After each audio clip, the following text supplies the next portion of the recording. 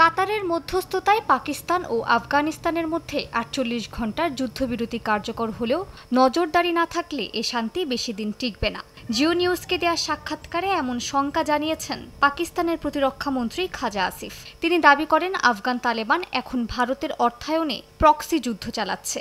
এ সময় তালেবান সরকারকে নয়াদিল্লির দালাল হিসেবেও আখ্যা দেন তিনি।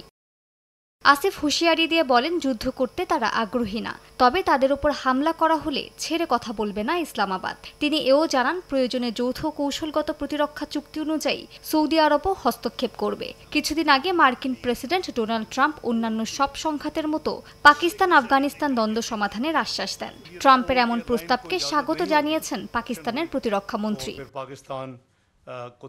পাকিস্তানের পররাষ্ট্র মন্ত্রণালয় জানিয়েছে, তালেবানের অনুরোধে ও পারস্পরিক সম্মতিতেই এই যুদ্ধবিরতি কার্যকর করা হয়েছে। তবে কাবুল পাল্টা দাবি করেছে যে ইসলামাবাদের অনুরোধেই তারা যুদ্ধবিরতিতে রাজি হয়েছে। তালেবান মুখপাত্র জাবিউল্লাহ মুজাহিদ সামাজিক মাধ্যমে জানিয়েছেন, অনির্দিষ্টকালের জন্য এটি বহাল থাকবে। দুই পক্ষকে শান্তিপূর্ণ উপায়ে সংঘাত সমাধানের আহ্বান জানিয়েছে চীন।